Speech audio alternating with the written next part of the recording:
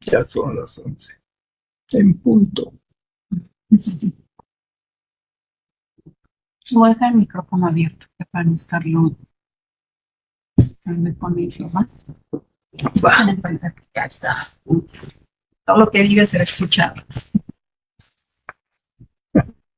Buenos días a todos y a todos. Bienvenidos a este webinar. Y hoy estaremos hablando en un contexto donde el cambio climático modifica los patrones abióticos como la lluvia, temperatura, el balance de gases en la biosfera. Los seres vivos se ven afectados presentándose condiciones diferentes a las que se adaptaron. Comprender las funciones del sistema ambiental o el ecosistema nos permite tomar decisiones resilientes frente a los cambios en los patrones de la lluvia, modificación del ciclo hidrológico y en la estructura y composición de la vegetación afectada por plagas y enfermedades. En este sentido, se ha preparado el webinar Ecosistemas, Ciclo Hidrológico e Impactos en el Cambio Climático. Gracias, maestro Jorge Ortega San Vicente. Bienvenido, buenos días. Buenos días. Gracias por su presencia al ingeniero Oscar Trejo, presidente de la Asociación de Profesionales Forestales, sección Ciudad de México. Gracias, Iván Isaski, también de la Asociación de Profesionales Forestales de sección Ciudad de México. Le cedo la palabra al ingeniero Oscar Trejo. Buenos días a todos. Gracias, buenos días. Buenos días. Seguimos en esta serie de webinars. Muchas gracias a todos los colegas, a todos los asistentes. Es para nosotros muy importante esta capacitación, que continuemos con lo mismo. El tema que se verá el día de hoy es de suma importancia. Aquí el ingeniero Jorge Ortega San Vicente tiene una gran experiencia en todos estos temas. Creo que es la persona adecuada para tocar el mismo. Sin más preámbulo, me voy a permitir decir un poco de su currículum. El ingeniero Jorge Ortega San Vicente es egresado de la Escuela Nacional de Agricultura, actualmente en la Universidad Autónoma Chapingo, con el título de ingeniero agrónomo especialista en bosques. Cursó la maestría en sistemas en la Universidad Iberoamericana de la Ciudad de México y es miembro de la Academia Nacional de Ciencias Forestales. Dentro de sus publicaciones destacan la industria del papel y celulosa, la situación de los recursos forestales en México, condiciones actuales de la actividad forestal en México, espacios forestales deseados, el bosque del futuro, del Instituto de Silvicultura e Industrias de la Universidad de Juárez del Estado de Durango. La Administración Forestal Sustentable en México en el 2020, la misión de las instituciones líderes y de los profesionales, comparativa en una visión actual y una visión sistemática. Su experiencia profesional dentro del gobierno federal fue subdirector forestal del Organismo Público Descentralizado Forestal Vicente Guerrero, coordinador del Plan Nacional de Desarrollo Forestal y Proyectos Regionales de la Subsecretaría Forestal y de la Fauna, director general de Información y Sistemas Forestales, director general del Organismo Público Descentralizado Productos Forestales Mexicanos, asesor de la Comisión Nacional Forestal para el proyecto Ordenamiento Forestal de la región del Salto. En la experiencia profesional en el sector privado, trabajó con Grupo Industrial Durango, director de Celulosa y Papel de Durango, Dirección Corporativa de Planeación, Dirección Ejecutiva del Grupo Industrial Atequique, director de la Fábrica de Papel Industria Centauro, Gerencia de Abastecimiento de Madera a Fábricas de Papel Tuxtepec, director de Paneles Ponderosa. ¿Cuáles sus cursos y diplomados que ha tomado?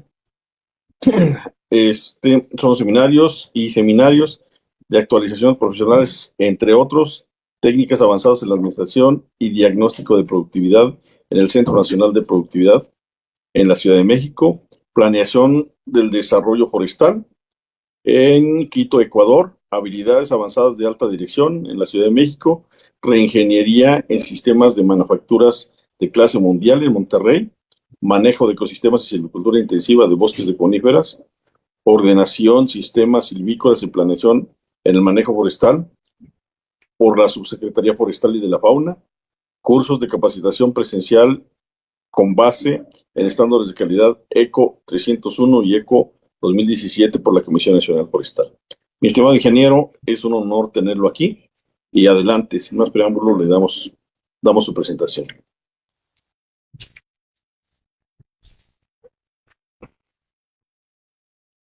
Listo, empezamos entonces. Supuestamente están marcados 3 temas dentro de la presentación, pero realmente es todo uno, ¿no? Nos vamos a referir a las posibilidades que tenemos como oportunidad de este cambio climático en relación con los impactos que se tiene con los ecosistemas. Y vamos a ver un poco del ciclo del agua, también los problemas que se pueden presentar con el cambio climático y también de qué manera podrían tomarse dentro de lo que nos está sucediendo. Entonces, vamos a empezar con un poquito de lo que es la administración del agua. Aquí que debe concebirse integralmente, y se habla de integralmente tomando en cuenta la singularidad de cada ecosistema y su entorno vigentes en cada cuenca. O sea, vamos a hablar de cuencas, vamos a hablar de ecosistemas, vamos a hablar de lo que es el cambio, la posibilidad del cambio climático en estos ecosistemas. Y nos vamos a referir principalmente a algo que yo siento que se nos está olvidando, ¿no? Cada ecosistema que tenemos en México, aunque se hable de los ecosistemas, de los grandes ecosistemas, pues, es diferente a todos los demás, ¿no? No podemos pasar tecnologías que estemos usando en un ecosistema a otro ecosistema.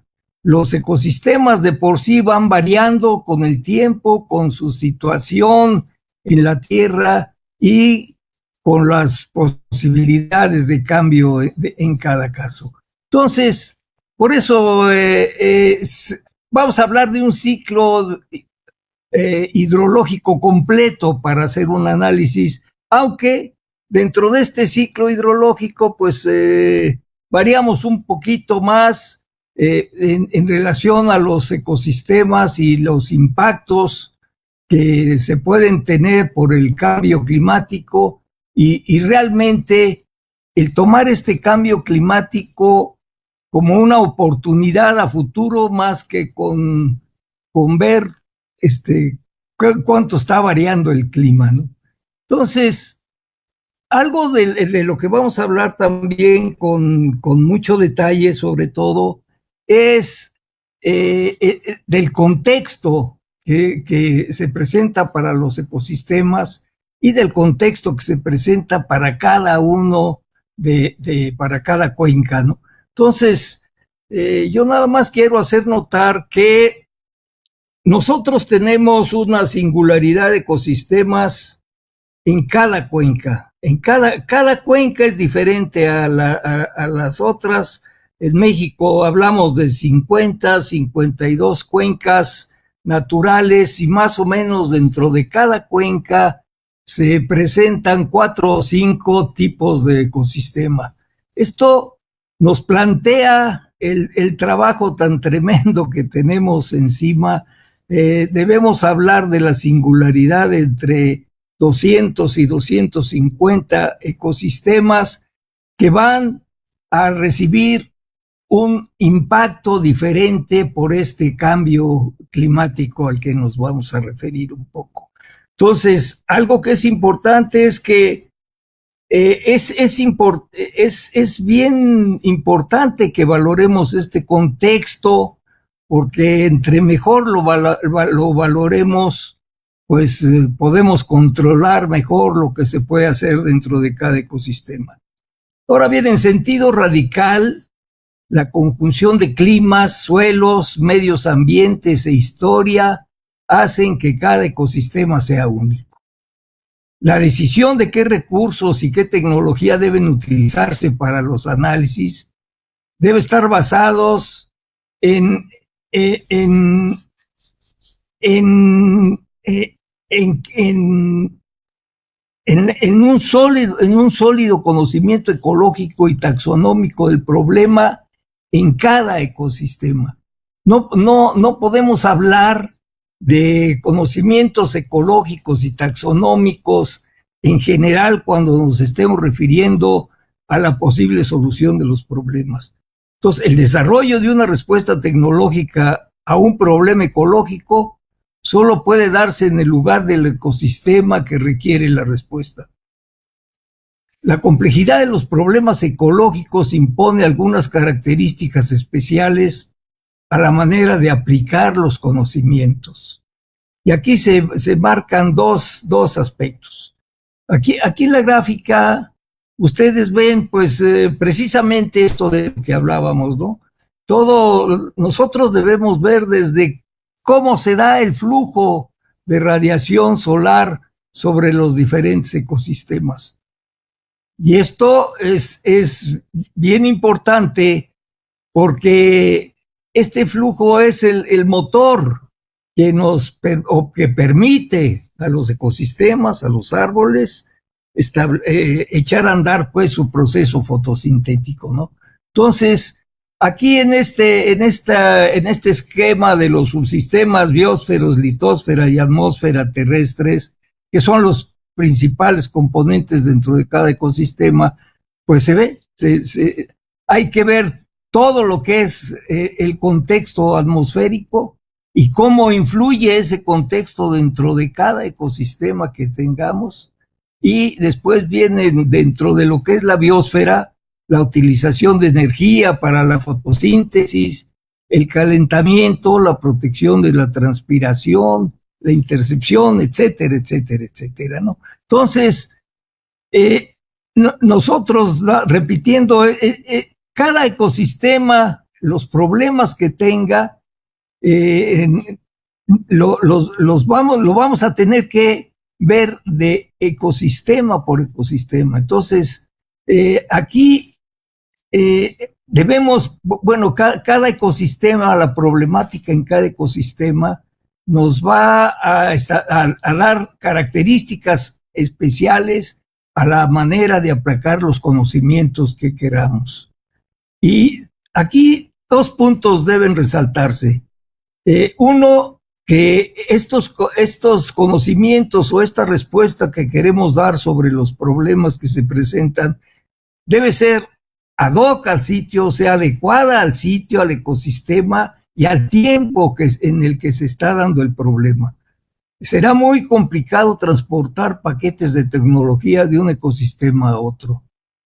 Y en un segundo punto, pues debemos incluir programas de seguimiento en el sitio, o sea, donde se esté dando la respuesta al problema que se quiere. A largo plazo, normalmente, nosotros trabajamos con sistemas naturales, con ecosistemas.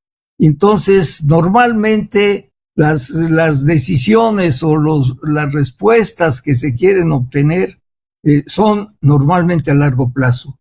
Y debemos establecer programas de seguimiento para poder evaluar las modificaciones que vaya sufriendo el ecosistema de acuerdo con las medidas de actuación esperadas.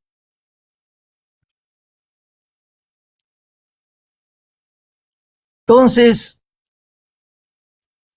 hay varios factores externos dentro de los que podía ser un contexto atmosférico y un contexto físico-químico como el clima dentro de los contextos atmosféricos y la conformación geológica del medio circundante dentro de lo que es los aspectos físico-químicos. Entonces, estos factores afectan los ecosistemas y la fuerza externa que interviene en todos los ecosistemas proviene del sol. No debemos olvidarnos y por eso ver también cómo se está dando esta energía. Y la energía, desde luego, que aporta, es lo que permite la fotosíntesis y la captación de dióxido de carbono de la atmósfera.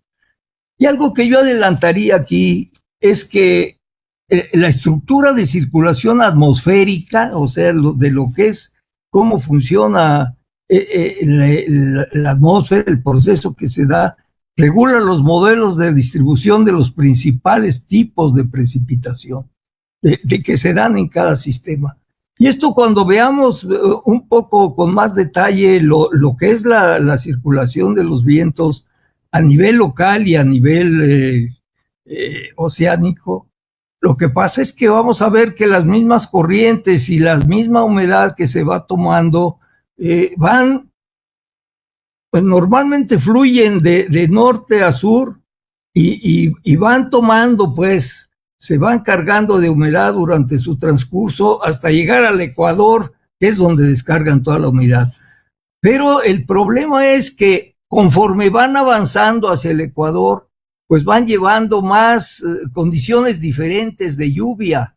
Y entonces, por eso es que en el país vemos en el norte, pues los ambientes desérticos, y nos vamos moviendo cada vez con más humedad en los ecosistemas.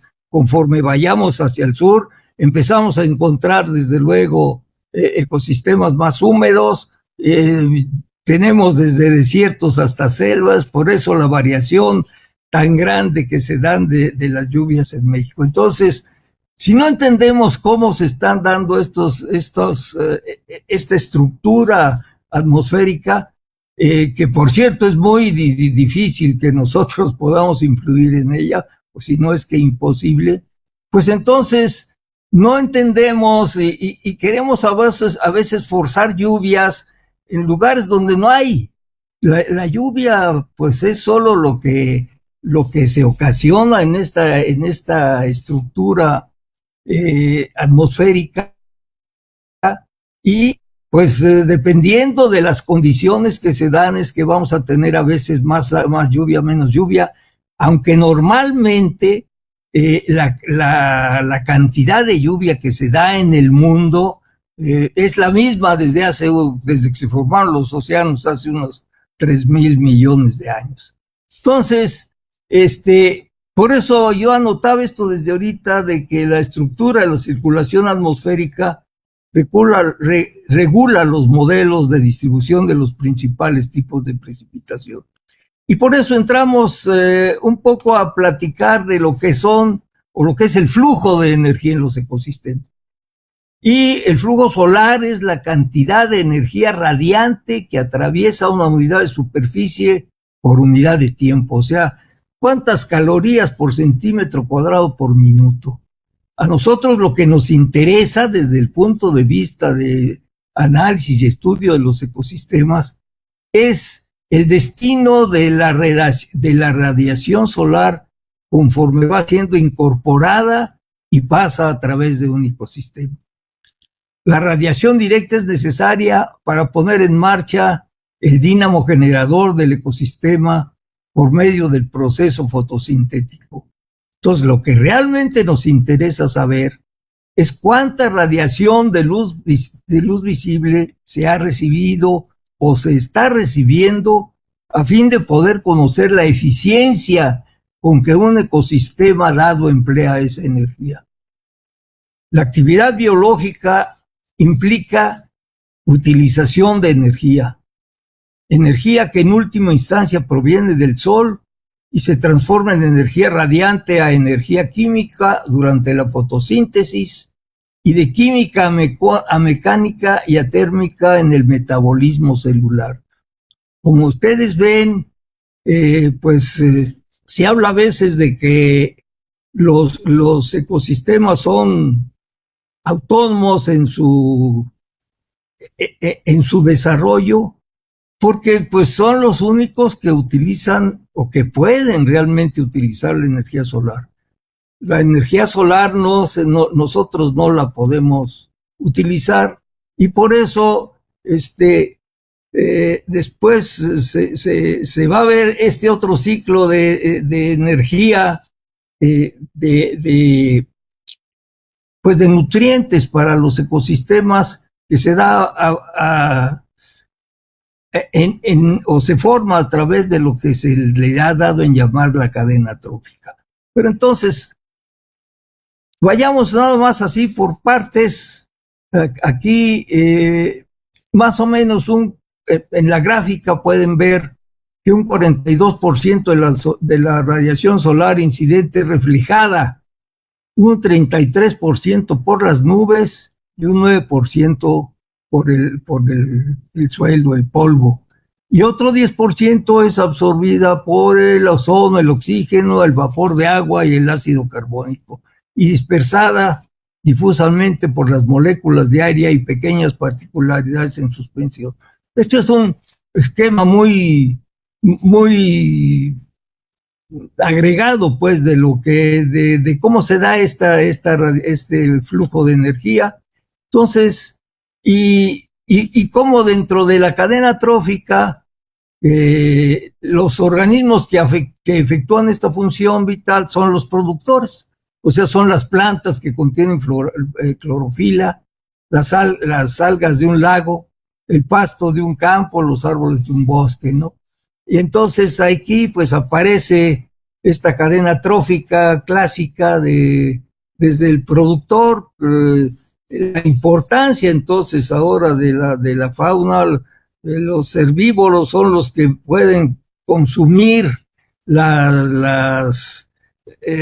digamos, las plantas, que son los que les dan energía, y después pasan a un segundo nivel los depredadores mayores o los depredadores de estos herbívoros, toman su energía ahora de estos herbívoros, ¿no? Y de esta forma se llegan hasta los niveles que se tengan, y va regresando porque van muriendo animales, hay pues digo, aquí miren, los productores, como ven, fabrican los hidratos de carbono, no fabrican energía. Lo que hacen es convertir energía radiante en energía química, como veíamos, ¿no? Entonces, en este proceso, el anhídrido carbónico se asimila en compuestos orgánicos ricos en energía, y estos complejos orgánicos son los que toman los depredadores para la energía que necesitan para sus mismos ciclos de desarrollo natural y pues, para vivir, ¿no? Entonces, hay aquí nada más anotar que entre los productores, las bacterias quimiosintéticas desempeñan un papel importante en la circulación de los nutrientes minerales en los ecosistemas. Bien a bien no sabemos, yo prácticamente no conozco pues ningún área dentro de los bosques de los estados donde yo he estado, que se hayan preocupado de lo que es esta cadena trófica, que se hayan ocupado de la fauna, ¿no? Prácticamente en casi todos los bosques del país, excepto en los bosques muy alejados, ha desaparecido esta cadena, se ha cazado de una manera pues muy responsable toda la fauna, todo lo que sea comestible, y no, el problema que está pasando es que toda esta cadena de nutrientes, que son lo que regresa y es lo que nutre ahora al árbol en su desarrollo, o sea, la energía y el flujo de nutrientes, pues es lo que da lo que permite el desarrollo de los árboles, de los diferentes ecosistemas. Entonces, nosotros, es mi impresión, nosotros vamos teniendo cada vez bosques más, pues digamos, bosques con otras especies porque y van desapareciendo los árboles más importantes que son sobre los que cargamos el uso de los ecosistemas, y por otra parte, pues también porque cada vez van teniendo menos nutrición, menos nutrientes, ¿no?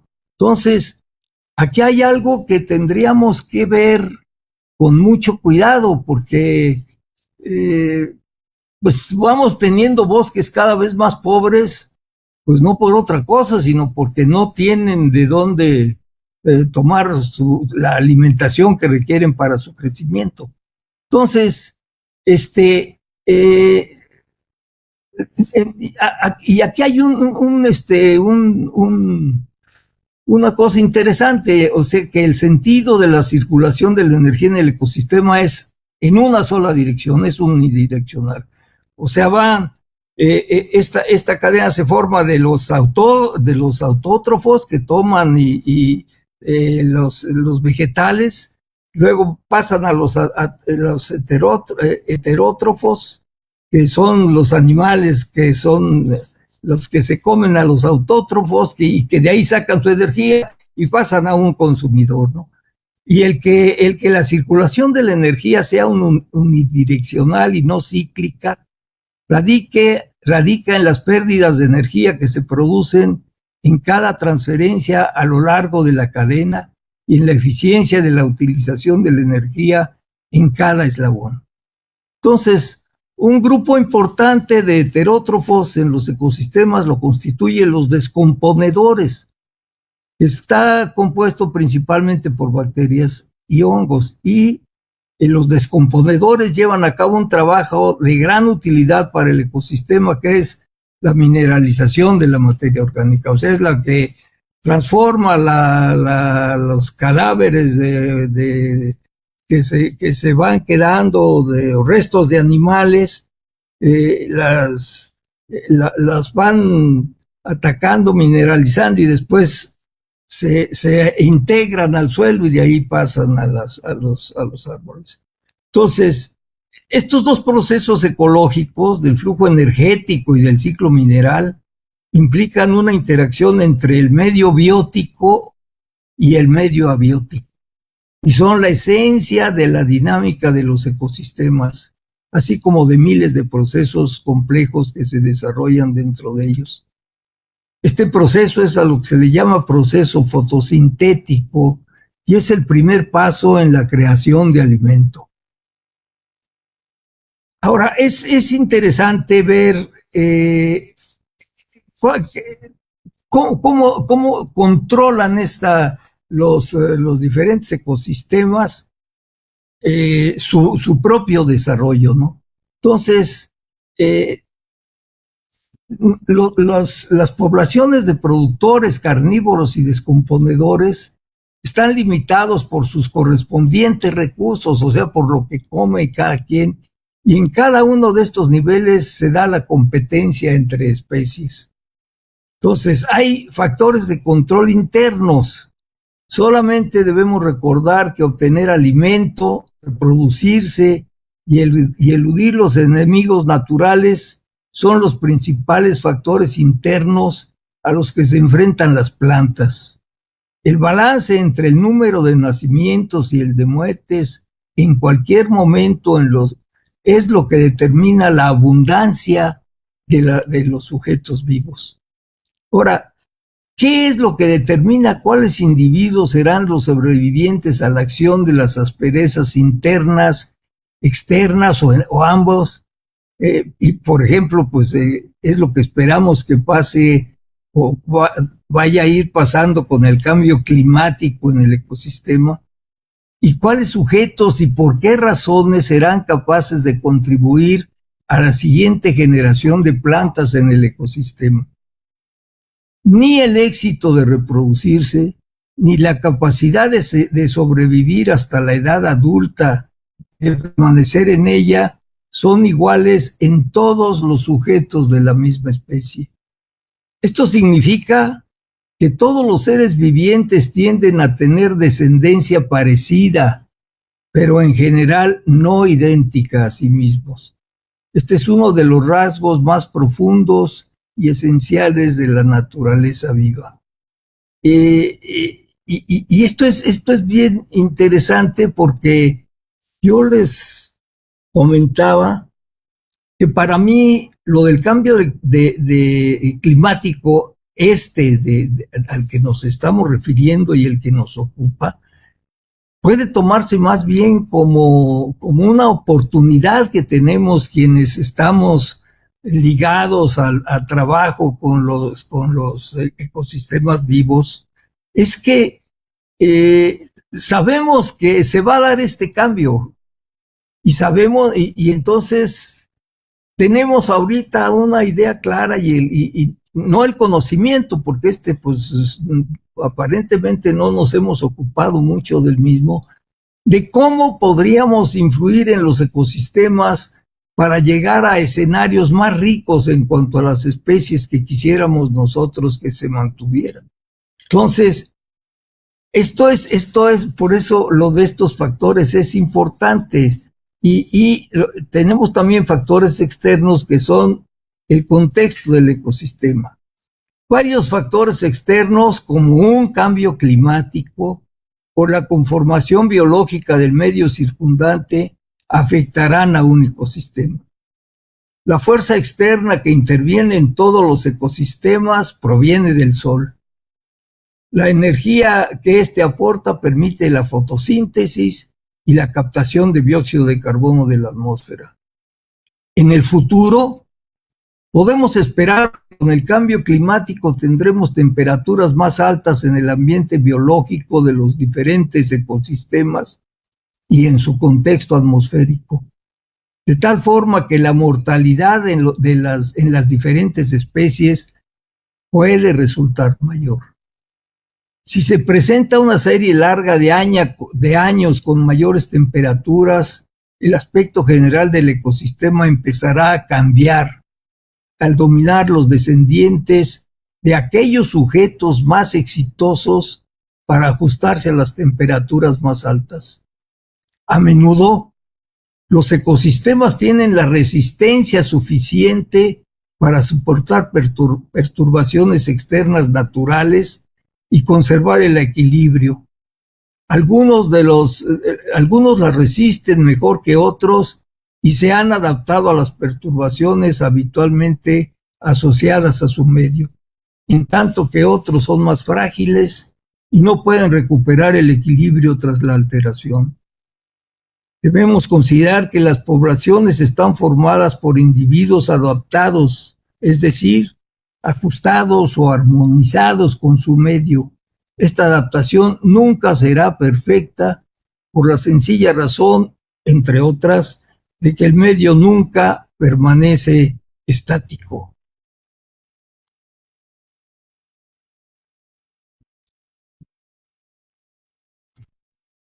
Aquí viene, ustedes pueden ver, nosotros para tratar de ver qué está pasando en México, nos dimos a la tarea entre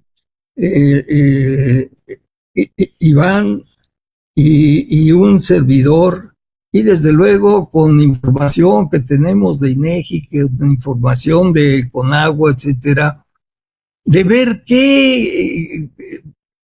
cuáles son las cuencas, cómo identificar a las cuencas dentro de las diferentes regiones de administración que presenta Conagua. Nosotros dijimos, bueno, vamos a ver cómo están, qué ecosistemas se dan en cada cuenca y cómo están esos ecosistemas. Y tomamos, pues nada más por comodidad, las cuencas que se presentan en la que es la región de administración número 3, que es principalmente el estado de Sinaloa. Y de ahí tomamos las 3 cuencas más al sur, o las 2 que se tienen, ¿no? Y entonces, para ver cómo están, pues, las temperaturas dentro de estas cuencas, y después tratar de llegar a ver qué ecosistemas son los más importantes dentro de cada cuenca y ver cuál es el comportamiento de esos ecosistemas. Aquí pues con algo a lo que nos enfrentamos rápidamente es que pues nos está haciendo falta mucha información para poder entender qué es lo que está pasando. Algo que sin duda nosotros debíamos estar ya tomando muy en consideración es cómo se está presentando el aumento de temperatura dentro de cada cuenca y dentro de cada ecosistema que se localiza dentro de esa cuenca, ¿no? Entonces, ¿por qué? Porque si esperamos un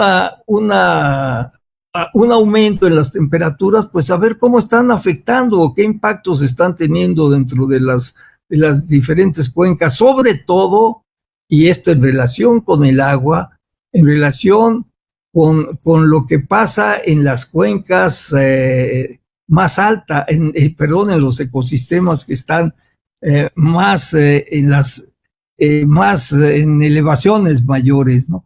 Que es donde llueve mucho.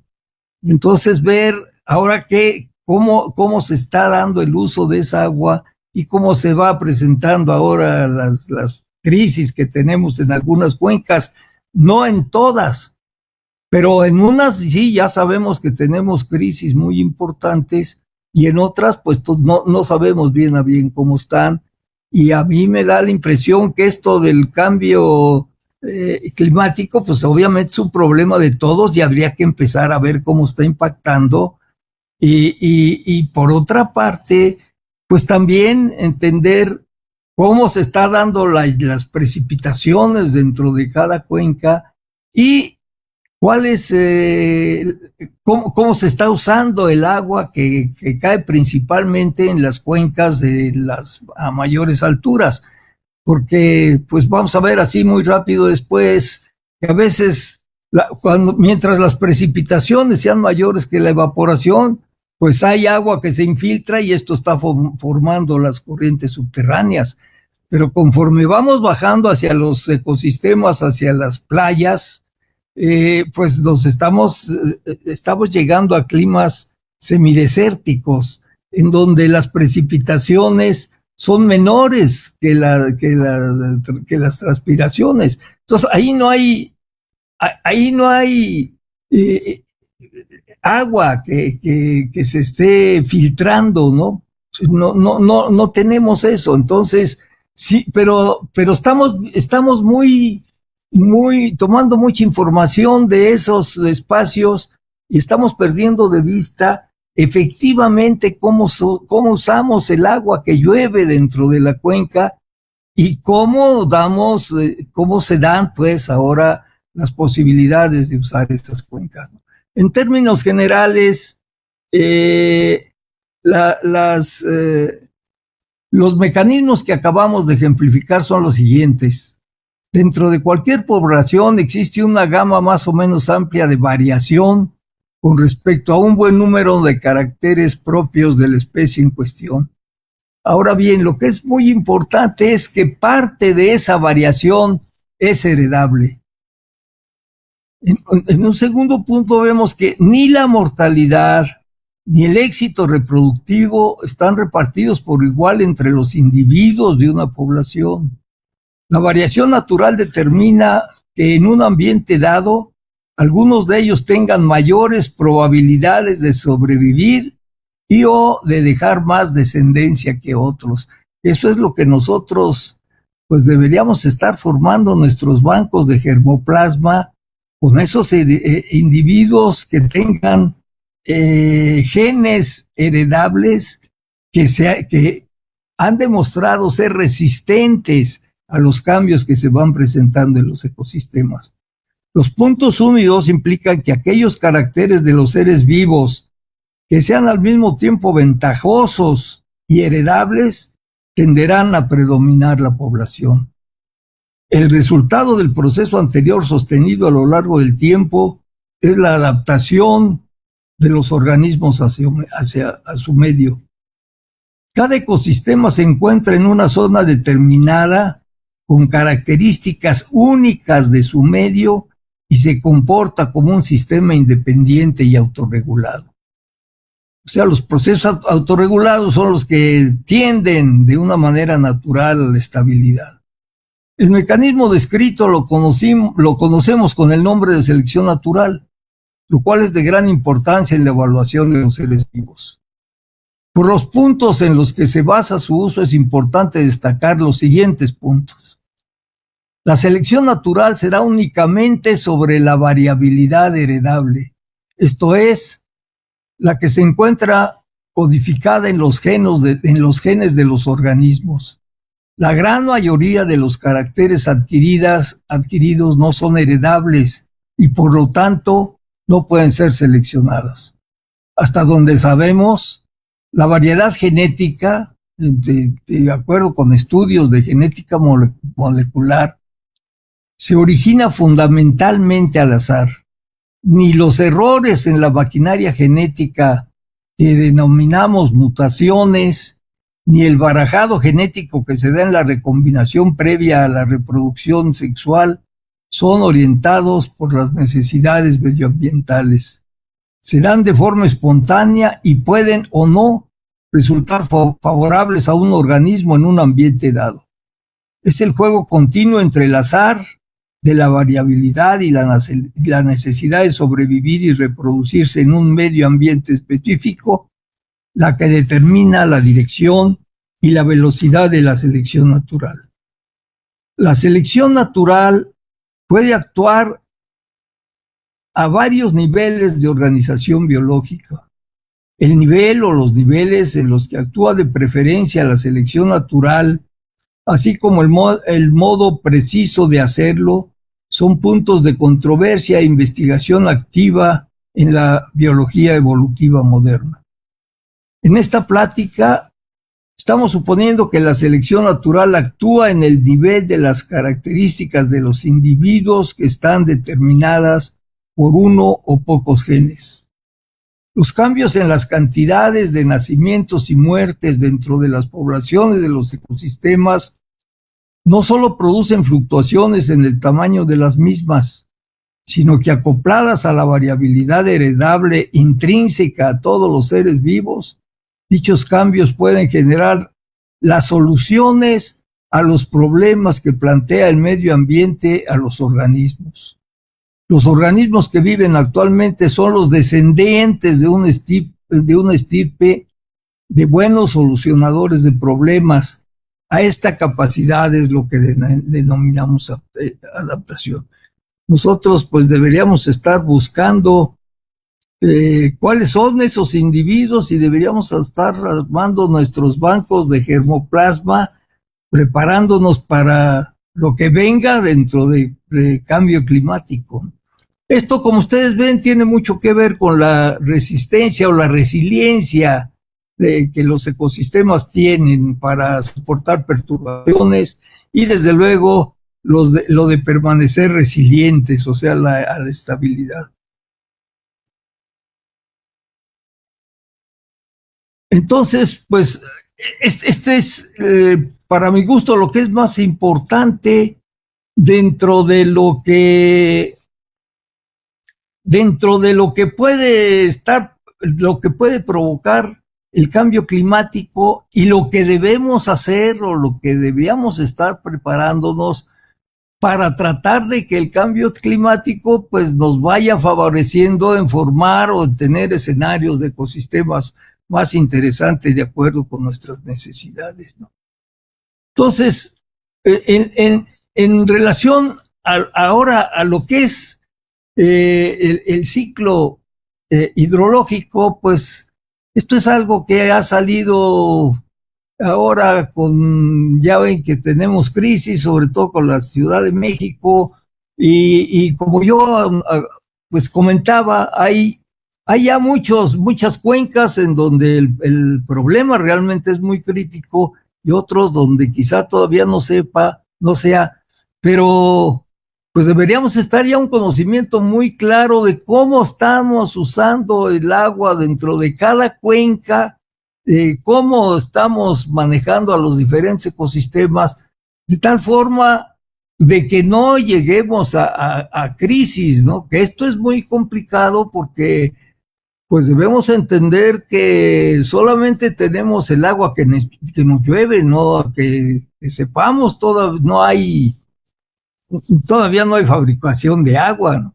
El agua que llueve es lo que nos queda, y el cómo usarla es muy importante, y de aquí ahora también pues la razón de los ecosistemas, y la razón de lo que es la relación y lo que significan las cuencas hidrológicas.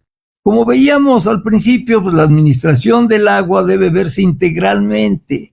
Debemos tener en cuenta la singularidad de cada ecosistema y su entorno. O sea, como yo comentaba así muy brevemente, cada ecosistema es diferente. Conforme vamos cambiando de geografía, pues vamos en las diferentes cuencas hidrológicas, pues vamos teniendo diferentes ecosistemas. El ciclo hidrológico que se forma ahí dentro de cada una de las cuencas, pues viene a ser diferente en cuanto a la capacidad de cada cuenca para tener una forma, digamos, permanente de estar usando el agua, y no estarnos yendo pues a gastar más agua de la que nos da la cuenca, de lo que nos dan las lluvias. No tiene mucho caso, ¿no? De que, claro, nosotros hablamos pues de lo que es la recuperación, de lo que son los tratamientos de agua y lo demás, pero igual podemos tener plantas de tratamiento buenísimas, pero pues, a final de cuentas la materia prima sigue siendo aguas negras, pero agua a fin de todo eso, ¿no? Entonces, claro, lo que podemos lograr es tener un poco más de uso de la misma agua, pero esto no quiere decir que estemos produciendo agua.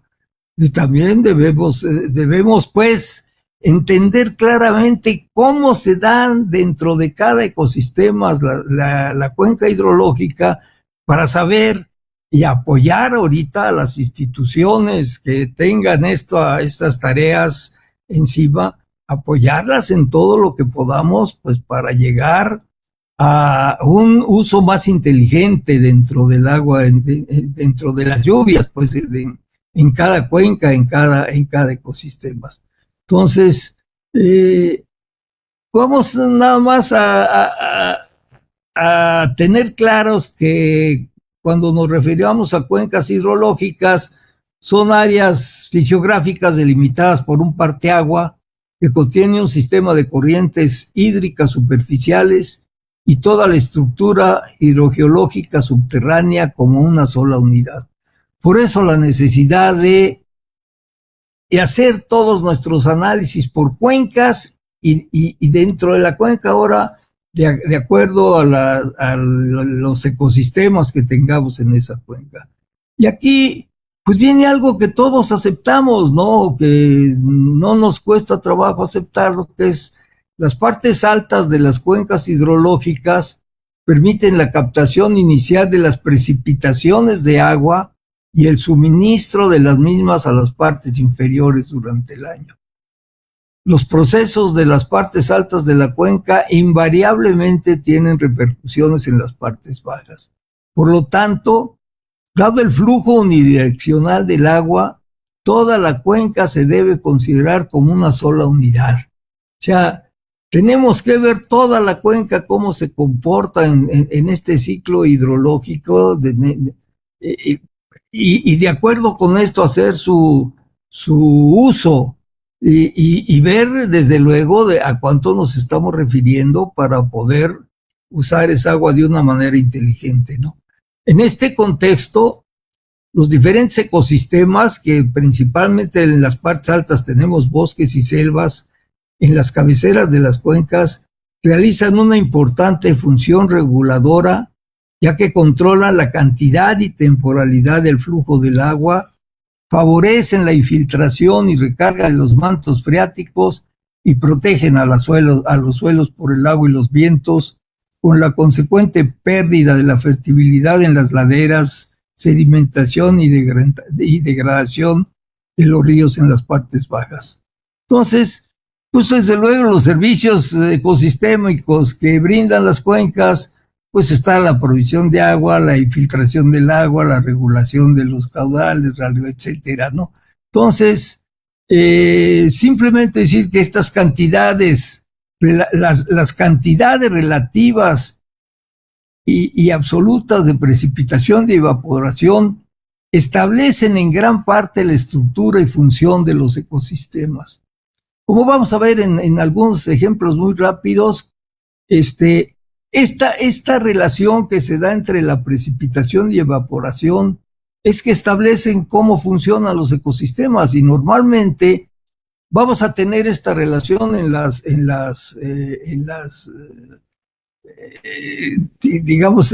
partes altas en las cabeceras de la formación de la cuenca. Pues vamos a tener mayores precipitaciones por los aspectos atmosféricos que así se están manejando, y vamos a tener entonces una relación por encima de la unidad, que esto pues quiere decir que hay suficiente agua para las áreas arboladas, ¿no? Para las áreas con vegetales, para que hagan su proceso de fotosíntesis, y que todavía queda agua que parte va a escurrir y parte se va a infiltrar, y esto debemos tenerlo perfectamente claro, ¿no? Vamos a ver después un balance hidrológico muy rápido, a ver cómo nos da. Aquí algo que intentamos en este plano que podemos ver aquí es más o menos dentro de estas dos cuencas que se están manejando. Esta última pues no tiene mucho caso, pero bueno, ahí a lo mejor ustedes sí pueden verlo.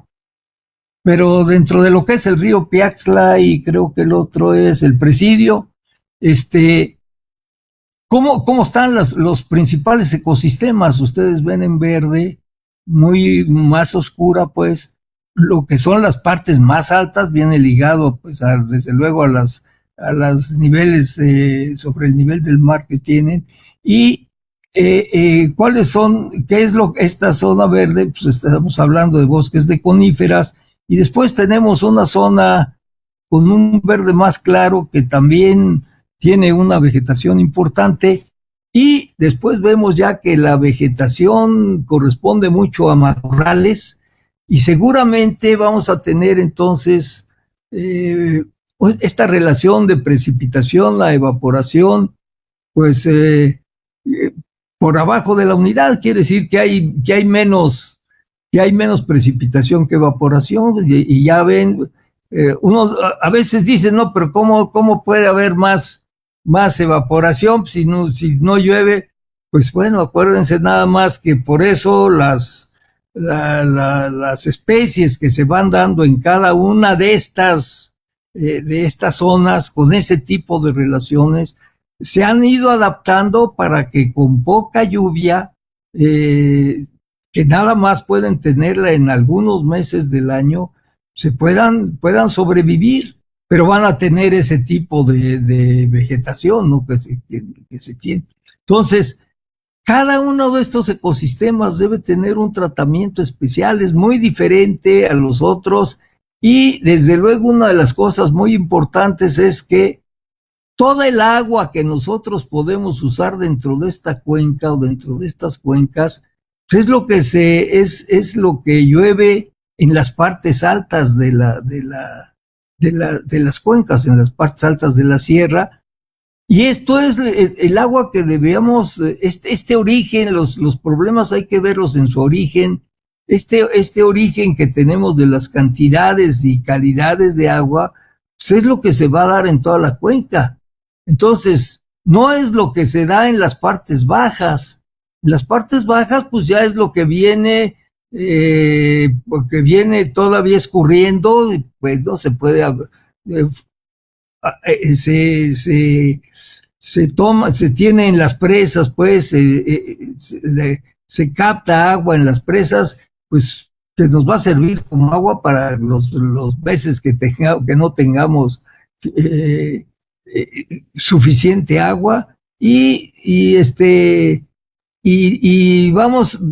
normalmente hemos estado yendo a sacar agua de las partes subterráneas, y lo que pasa es que estamos usando más agua de la que se infiltra, Y claro, estamos yendo a tener cada vez más problemas, más falta de agua en estas partes y estamos sobreexplotando entonces la cuenca. Yo, por ahí teníamos un plano de cómo está ya las cuencas sobreexplotadas, que principalmente son las cuencas centrales, ¿no? Las que se están dando este problema y pues lo único es que tenemos que ver de qué manera apoyamos a las instituciones para hacer un uso más claro, más inteligente del agua que está lloviendo, que se está captando en las partes altas, del agua que está escurriendo, del agua que se está infiltrando y llevar una contabilidad muy precisa de los tipos de agua, ¿no?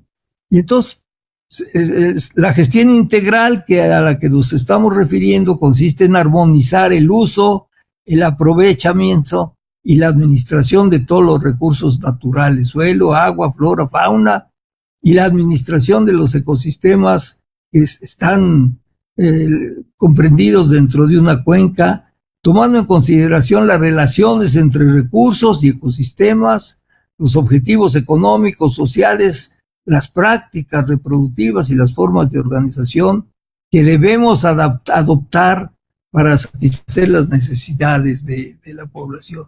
Pero desde luego, algo que es bien importante es que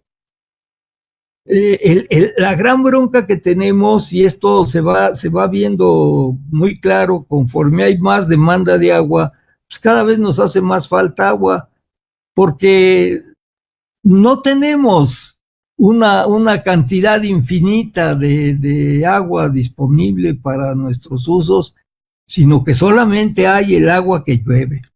Si esa agua no la manejamos con inteligencia, si no apoyamos todos, esto es un problema de todos, pues difícilmente vamos a poder resolver el problema, que yo ya no sé muy bien qué tanto, en muchas cuencas creo que ya no se puede, ¿no?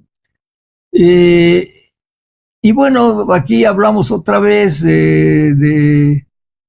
pues de ciclo del agua, que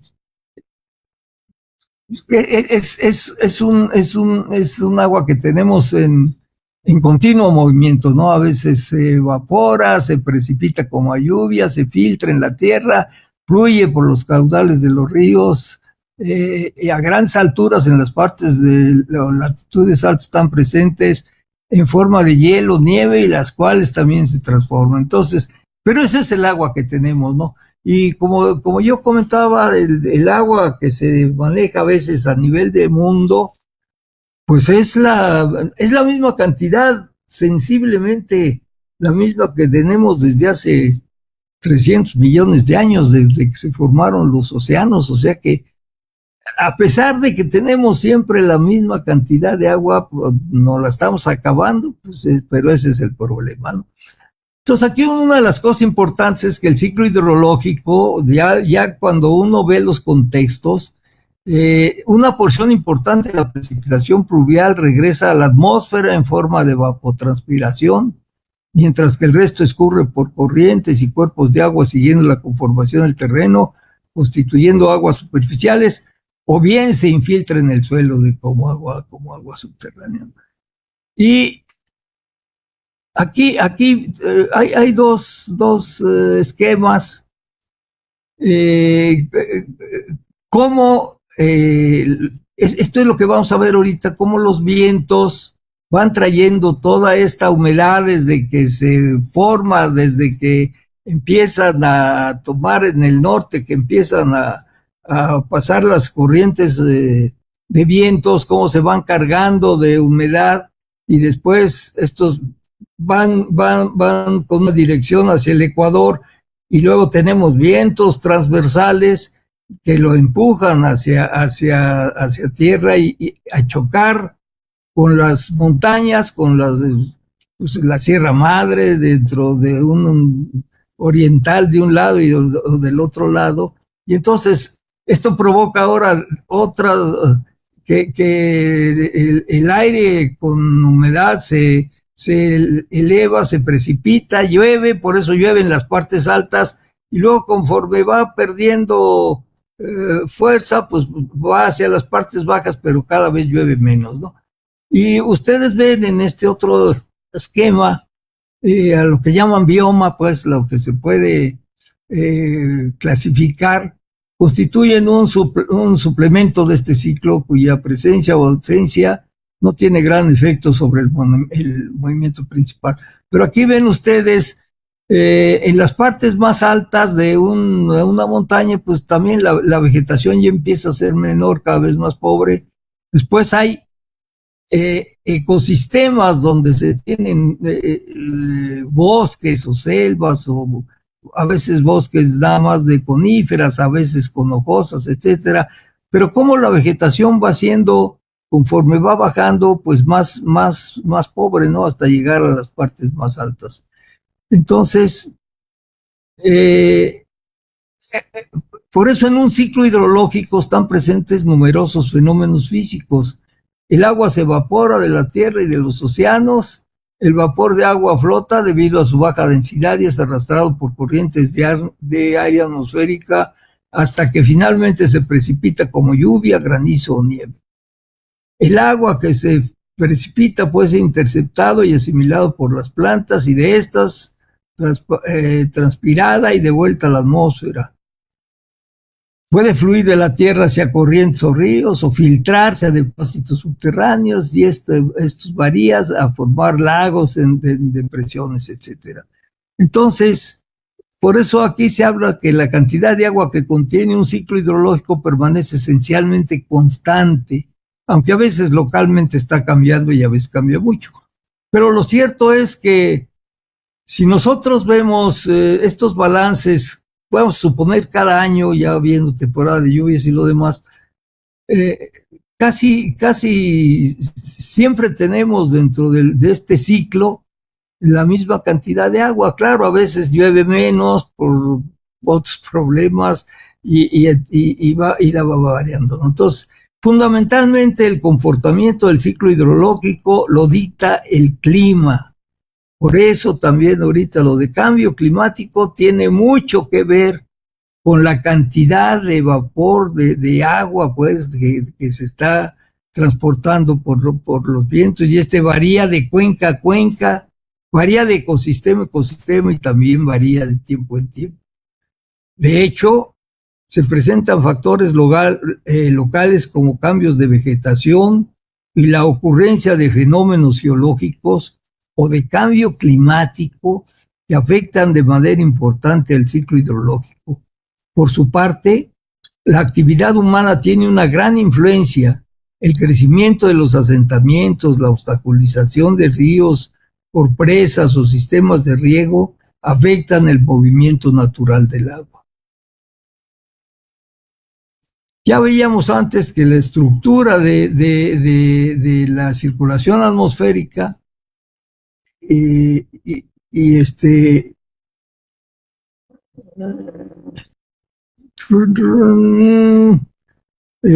regula los modelos de distribución de los principales tipos de precipitación.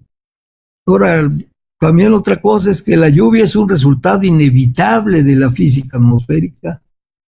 Es un regalo que tenemos nosotros, pero creo que de manera muy pasiva, ¿no? Evidentemente, el ciclo hidrológico no tiene principio ni fin, puesto que los muchos procesos que lo componen están interconectados de tal forma que para analizarlo tomaré como punto de partida, como todo lo que es el proceso de cómo iniciamos realmente lo que es un ciclo hidrológico, ¿no? No nada más lo podemos iniciar desde las cabeceras de una montaña, lo que va lloviendo y formando la cuenca, sino que lo debemos tomar desde antes, desde donde, bueno, pues aquí yo diría que podemos tomar como punto de partida cómo es un proceso de evaporación. que es el que lleva humedad de la superficie de la Tierra a la atmósfera. La evaporación es un intercambio de moléculas y un gas. Las moléculas están en continuo movimiento en el gas las moléculas se hallan más libres y su movimiento es más agitado, en tanto que en el líquido experimentan mayores atracciones entre ellas, mientras unas caen, otras escapan, manteniendo un número constante entre uno y otro. Entonces, para que se produzca y se mantenga el fenómeno de evaporación es preciso que una fuente externa de energía suministre la energía necesaria a medida que las moléculas tengan mayor movimiento, es decir, una mayor temperatura. Y la principal fuente de calor en la naturaleza para evitar el agua es el sol. Entonces, aquí vemos, desde luego, la temperatura del líquido representa un factor muy importante para la evaporación. La presencia de vegetación reduce la evaporación directa del suelo, que es lo que veíamos allá en el flujo de energía, ya que crea una capa aislante, protege al suelo de rayos solares o impide que el viento arrastre la unidad superficial. En estos suelos el proceso de evaporación del agua se lleva a cabo por medio de las plantas a través de su transpiración. O sea, lo que es esta evapotranspiración que se tiene, ¿no? La transpiración de las plantas se efectúa a través de las hojas, al absorber la radiación del sol necesaria para el proceso fotosintético. Aquí hay una grafiquita. Al fluir el agua hacia ellas, al hacerlo el poro se abre, se deja pasar el agua, y el poro de las estomas se contrae, se cierra, y de esta forma las hojas controlan la pérdida de hojas. Y ustedes ven, viene todo el agua, lo está tomando las raíces, esto crea un vacío que obliga o que permite la ascensión de todo lo que es el líquido del agua más nutrientes hacia las hojas, y esto viene la respiración de las plantas, ¿no?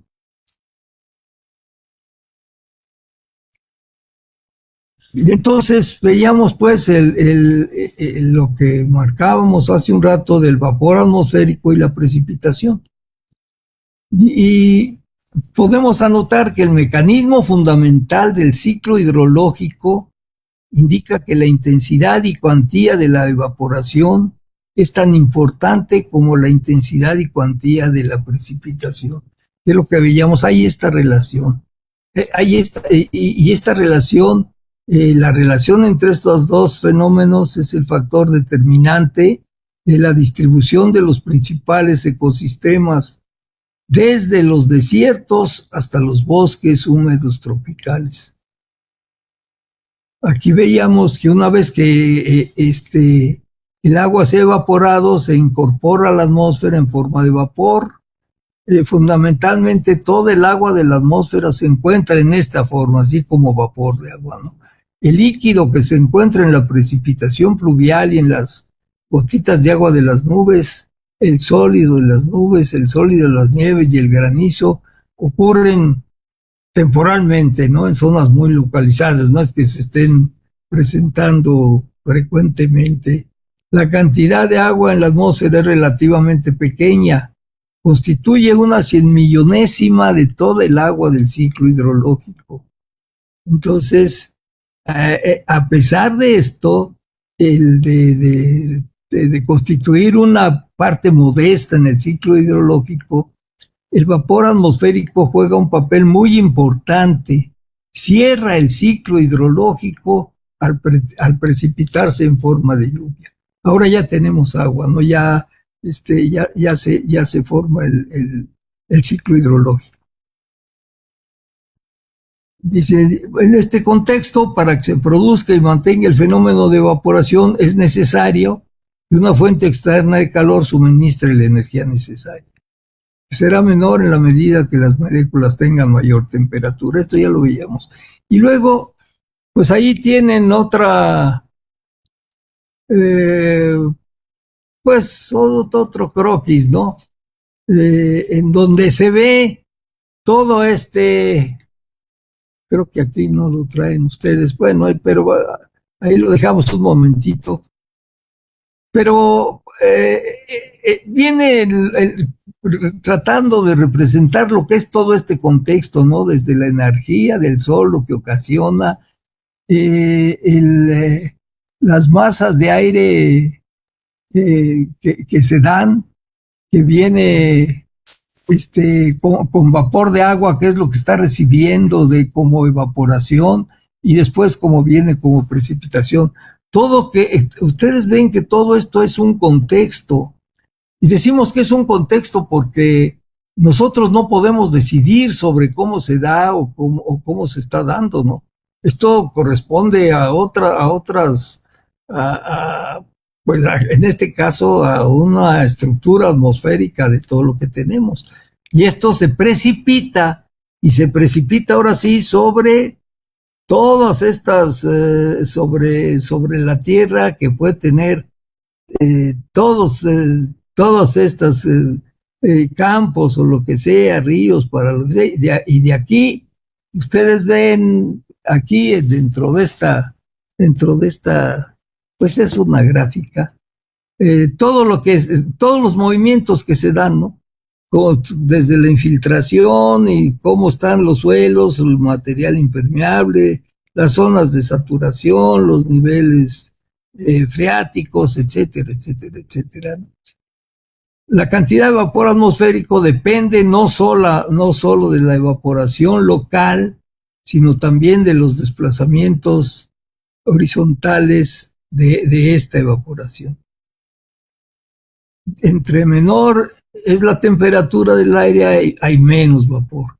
Como la temperatura desciende con la altitud, el contenido de vapor atmosférico disminuye a grandes alturas, y por decir algo, a más de 8 kilómetros de altura ya no hay ni vapor de agua, ¿no? Y pues aquí también cómo se da entre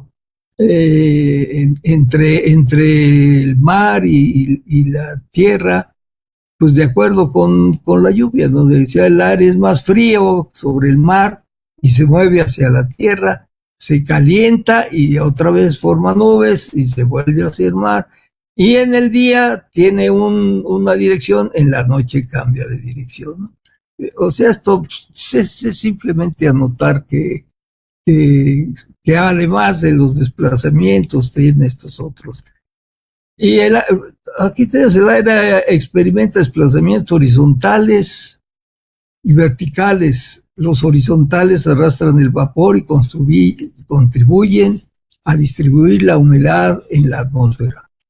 Las verticales llevan vapor de agua a capas más altas de la atmósfera y por ser más frío provocan su condensación. Entonces, algo ya que debemos tomar en cuenta, aparte de estos desplazamientos que se dan, el vapor atmosférico es arrastrado por corrientes de aire atravesando campos con diferentes temperaturas. En algún movimiento sufre el proceso de condensación y el agua pasa de la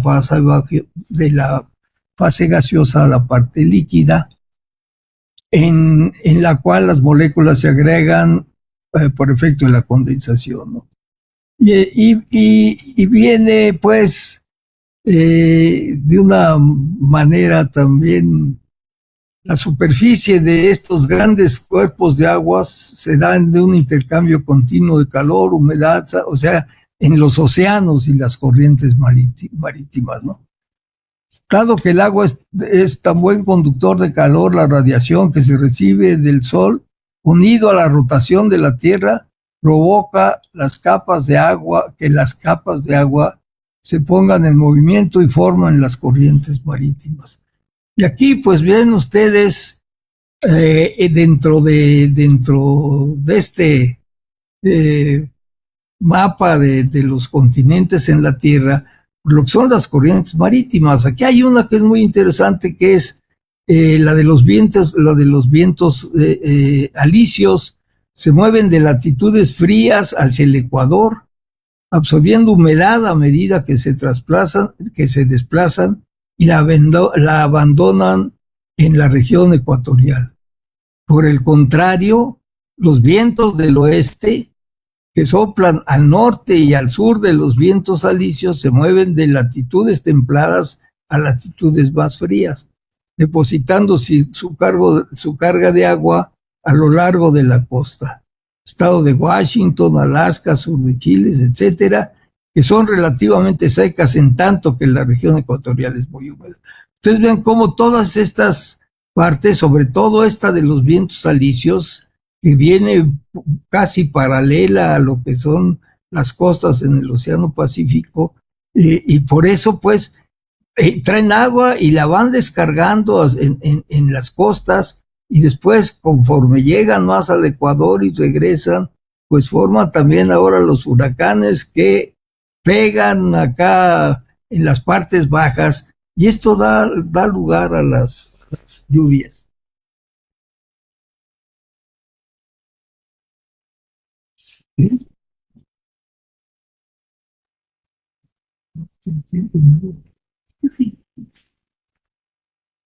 Bueno, entonces, aquí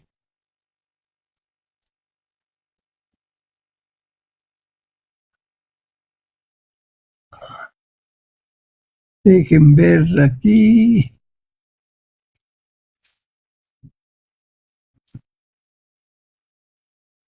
Bueno, esto y nada más haciendo referencia, ¿no? A las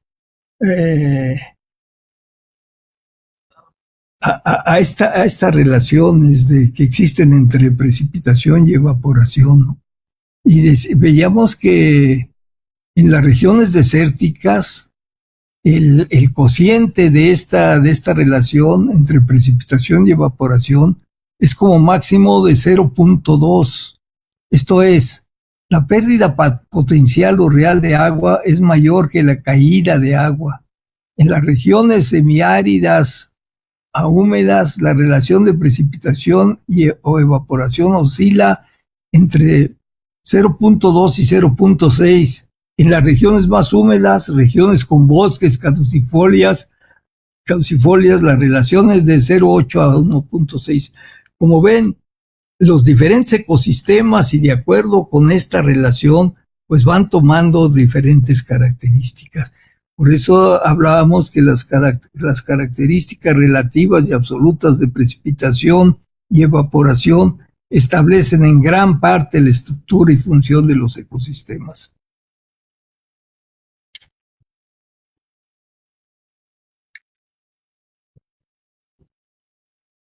Y aquí, pero no sé si tengan...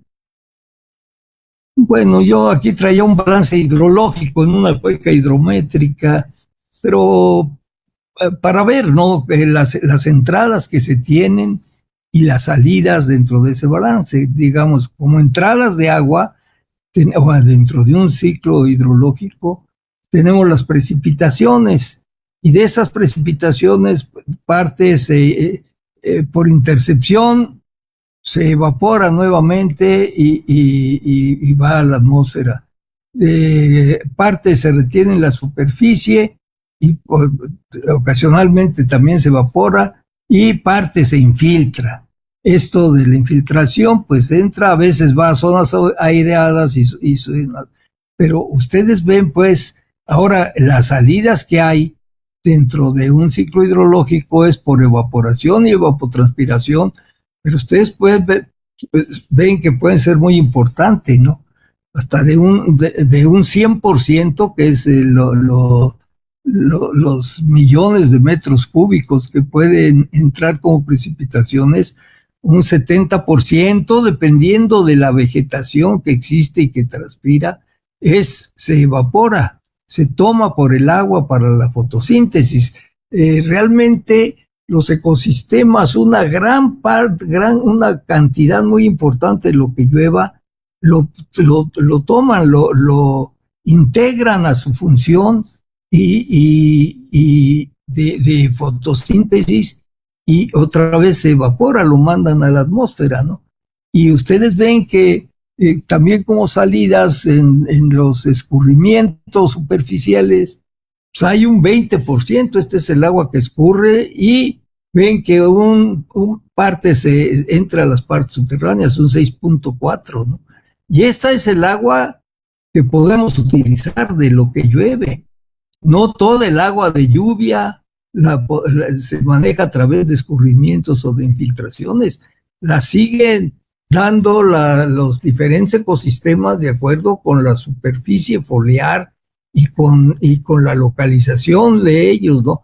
Y hay, pues las selvas, por ejemplo, pues ven lo del Amazonas, que es el gran productor de oxígeno en la Tierra, pues sí, tiene una lluvia muy grande, muy intensa, muy fuerte, pero también tiene una evaporación y tiene que integrar a su esquema una gran cantidad de agua de lo que llueve. Entonces, aquí, pues lo que pasa es que son tantas cosas, pero bueno, pueden ver que de este tamaño aquí, de todas maneras, entre lo que es la precipitación y la evaporación, ustedes ven que pese a que es mucho lo que se evapora, pero también hay una cantidad de agua importante que es lo que se da. Por eso, si ya esta relación pues nos da un cociente de más de 1, y esto se va relacionando con cada uno de los ecosistemas que vemos. Aquí uno de los problemas a los que nos enfrentamos es de que normalmente de lo que es digamos, dentro de la cantidad tan grande que tenemos de información de Conagua, pero la lluvia se refiere más que otras cosas, las estaciones de lluvia, que por cierto no aparecieron aquí. Bueno, pero están principalmente localizadas en las partes bajas y es raro, pero bueno, no tuvimos yo no tuve este cuidado. Pero si ven, ¿no? Existe información, hay digamos, tienen datos disponibles en las bases de datos con información suministrada, bueno, pero tienen muchas estaciones con un número, dónde está, si está operando, no está operando, en fin. Pero si ustedes ven, si pudiéramos ahorita, bueno, pues creo que ya no lo tuve. Se ven, hay una gran cantidad de estaciones, tenemos una gran cantidad de lecturas, tenemos mucha información, pero de lo que son los ecosistemas en las partes desérticas y semidesérticas, conforme vamos yendo hacia la costa. Y ustedes ven ahí que en estas estaciones, pues hay 1, 2, 3, 4, 5, 6, 7, 8 meses, casi desde enero hasta julio, en que no llueve. Y después llueve algo cuando es la época de los huracanes, y esto es lo que trae humedad hacia esas zonas, pero bueno, las trae un tiempo, y pues puede haber parte de infiltración, porque la evaporación, la precipitación puede ser mayor, y puede haber infiltración, pero ya viene hasta las partes más bajas, entonces infiltración que ya no viene desde las partes altas y no la podemos aprovechar. Entonces, por eso es que vamos teniendo pues cada vez menos agua hacia las partes bajas, y hacia las partes altas que tenemos la prácticamente todo el agua que se capta por los ecosistemas de las partes altas, y ahí no medimos el agua, no medimos que este es realmente el agua que nosotros podemos usar y la que podíamos, la que debemos tener muy controlada, muy bien hecha y para poder controlarla necesitamos medirla. Entonces, sin duda, tenemos que acercarnos mucho a Conagua, a ver cómo podemos ir tomando este tipo de información y cómo enriquecer toda esta digamos, estadística sobre el agua que se tiene actualmente, ¿no? Entonces, esto viene y aquí pues yo veía también uno de los balances hidrológicos que tiene Conagua en que se da a nivel nacional, pero que esto es nada más por algo curioso. Se dice, pues este es el agua que llueve, este es lo que se evapora, y después dentro que llueve hay hay estas dos partes, dos cuencas que vienen en tratados de aguas internacionales, que yo la verdad, pues estos los tomaría, son muy localizados. Entonces, por ejemplo, todo el agua que viene del río Colorado, pues es agua que se origina en las montañas de California y que nosotros, pues, lo único que recibimos es todo el agua que ya viene escurriendo, pero no podemos influir gran cosa. En cambio, si tenemos otra de alguna cuenca que se da en Chihuahua y que es con lo que hacemos el tratado, si tú nos das esta agua y nosotros te damos esta otra, que ya ven que dicen que si les pagamos o no les pagamos. Pero en fin, pero esto como Conagua lo anota con mucha razón, dice esto, pues no corresponde a ninguna cuenca, eso es simplemente lo que se da a nivel nacional del movimiento del agua. Pero a nosotros lo que nos interesa indudablemente es tener este tipo de balances hidrológicos dentro de cada cuenca y dentro de cada año y de ver cómo se está comportando. Entonces, nosotros deberíamos tener, yo insisto, ¿no? Así, de ver en qué cuencas hay interés, en qué corresponde a los diferentes estados, a las diferentes regiones, etcétera. Y entonces, pues ir viendo qué es lo que pasa realmente con estas cuencas. Pero yo diría, pues tampoco podemos dejarle a Conagua que vea todo esto y que pues nosotros como instituciones, sea como instituciones profesionales o como instituciones educativas, ¿no? ¿Cómo acercarnos a Conagua, cómo acercarnos a INEGI y cómo poder colaborar con ellos y formar todo este tipo de balances y tomar esta información que nos dé más conciencia de lo que está pasando con el agua. Yo sé que me he ido muy rápido pero lo que pasa es que es muchísima información, ¿no? Y la verdad es que necesitábamos mucho tiempo para irlo viendo tranquilos y poder discutirlo. Yo, de todas maneras, estoy a sus órdenes. Yo creo que Iván también. Y lo que ustedes quieran, pues podemos irlos viendo con más calma y con más detenimiento. Que yo sé que ahora ha sido muy rápido, desde luego me disculpo, pero no se podía manejar de otra manera toda esta información. Muchas gracias. Gracias, Oscar.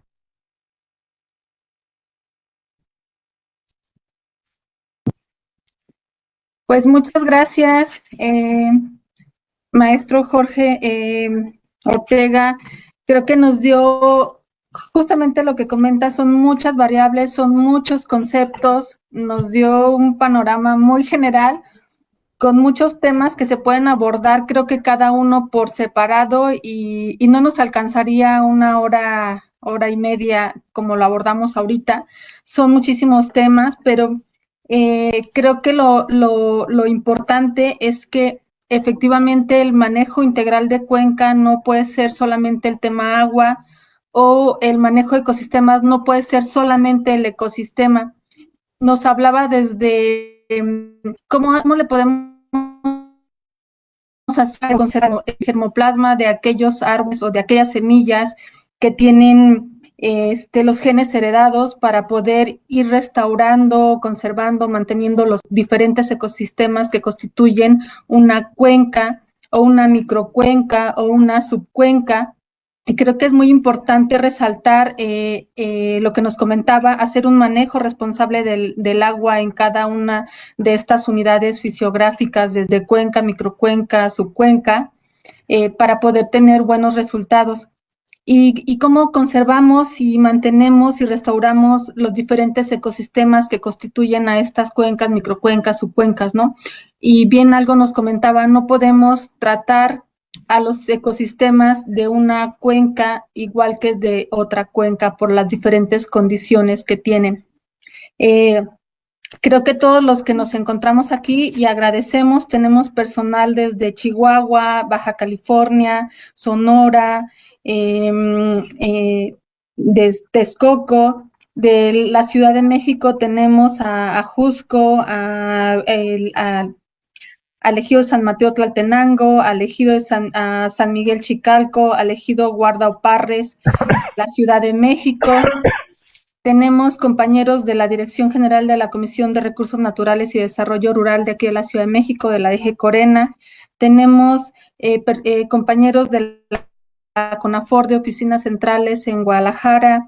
Tenemos compañeros técnicos del personal del programa de Sembrando Vida, y creo que todos los que estamos ahorita y estamos interesados que con el medio ambiente y que trabajamos con el medio ambiente, pues como veíamos, ¿no? Desde Chihuahua, Sonora, Ciudad de México, son diferentes ecosistemas, se tienen que tratar de diferente forma, son diferentes cuencas y se tienen que tratar de una forma totalmente diferente cada una de ellas en las intervenciones que podamos hacer.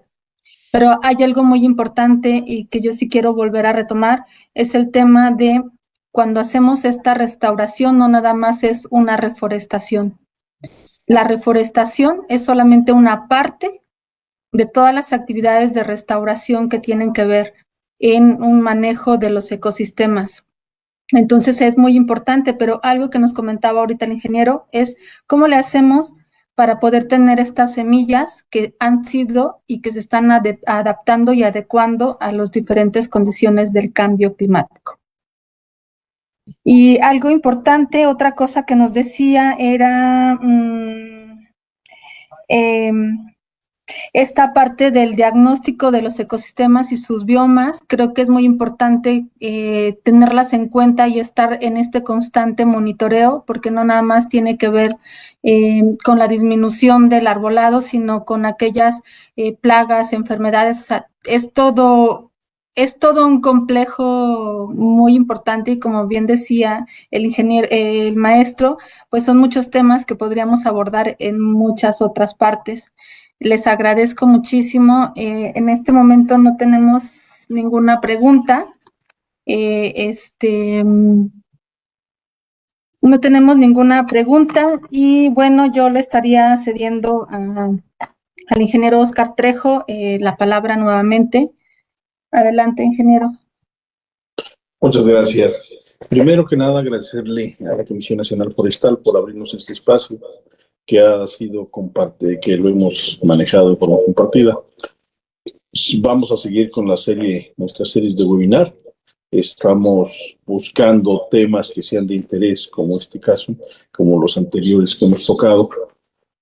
Esperemos que del próximo mes sea también muy interesante.